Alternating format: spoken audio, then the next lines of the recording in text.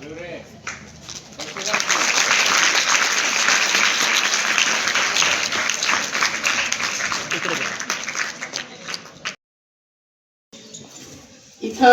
आवर्जून मला फक्त एकच सांगावंसं वाटतं की आज आपण इथं जे प्रमुख अतिथी म्हणण्यापेक्षा ज्यांना आपण आदर्श माता म्हणून इथं बोलवलेलं आहे, खरोखरच आमचंही मला वाटतं कुठेतरी भाग्य आहे ज्यांच्यामुळं आपण त्यांच्या सानिध्यात आम्ही आलो, त्यांचे विद्यार्थी आपल्याकडे घडत आहेत.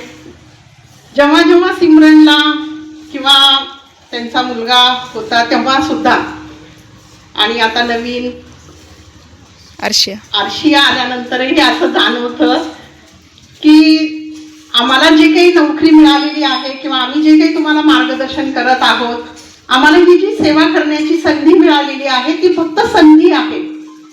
कारण इतके बरेच आपल्या सभोवताली किंवा आपल्याला ज्ञात नसलेले सुद्धा असे अनेक व्यक्ती आहेत, असे अनेक महिला आहेत ज्यांच्यामध्ये खूप काही करण्याची क्षमता आहे, खूप काही बदल घडवण्याची ज्यांच्यामध्ये क्षमता आहे, पण त्यांना संधी प्राप्त झालेली नसल्यामुळं ते आपल्या समोर येऊ शकत नाहीत. त्यांच्यामधले जे काही गुण आहेत, त्यांच्यामधले जे काही त्यांच्यामध्ये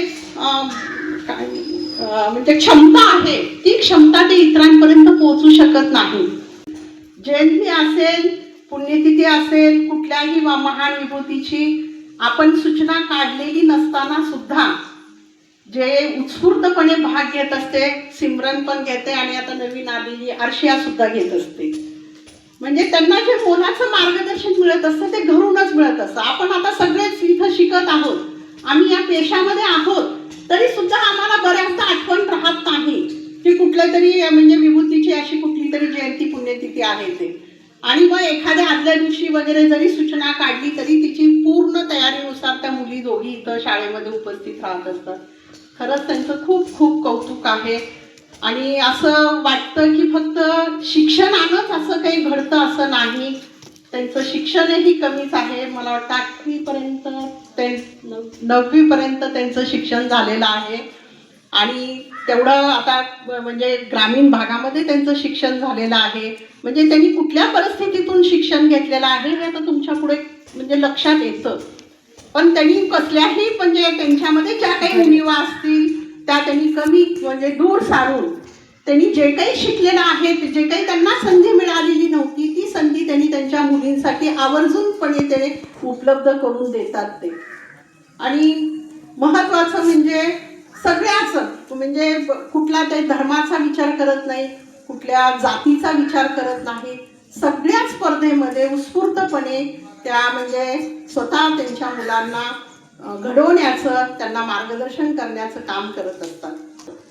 म्हणून फक्त आदर्श माताच होणं गरजेचं नाही, तर तुम्ही आदर्श बालक होणं सुद्धा तितकंच गरजेचं आहे. ज्याप्रमाणे आता आपण नेहमी म्हणतो की जिजाऊ झाली पाहिजे, जिने शिवाजी घडवला पाहिजे, पण जिजाऊ आता बरेच प्रमाणात असतील, पण शिवबा सुद्धा झाला पाहिजे. शिवबाचे जे काही गुण असतील ते सगळे गुण तुम्ही अंगीकारले पाहिजे. तुम्ही सुद्धा चांगले बालक म्हणून म्हणजे जे काही तुम्हाला घेता येतं, चांगलं जे काही घेता येतं ते घेण्याचा प्रयत्न केला पाहिजे. आणि तुमच्यामुळं जसं एखाद्या विद्यार्थ्यामुळे एखाद्या शिक्षकाला जसं देवत्व म्हणा, गुरुत्व प्राप्त होत असतं, तसं तुमच्यामुळं तुमच्या आईची ओळख व्हावी, तुमच्यामुळं तुमच्या पालकांची ओळख व्हावी, असं वर्तन तुम्ही ठेवत चला. अशा बिस्मिल्लाताई आपल्यामध्ये उपस्थित झालेल्या आहेत. त्यांचा फक्त त्यांच्या मुलांनीच उपयोग करून घ्यावा त्यांचा असं नाही, तर मी तुम्हालाही आव्हान करते, जेव्हा केव्हा तुम्हाला गरज वाटेल जेव्हा तेव्हा तुम्ही त्यांचं मार्गदर्शन घ्यावं, त्यांच्या सानिध्यात राहावं आणि जेवढं काही चांगलं तुम्हाला त्यांच्याकडून घेता येईल ते घेण्याचा तुम्ही प्रयत्न करावा, अशी मी तुम्हाला तुमच्याकडून अपेक्षा व्यक्त करते आणि माझे 2 शब्द सांगून थांबवते.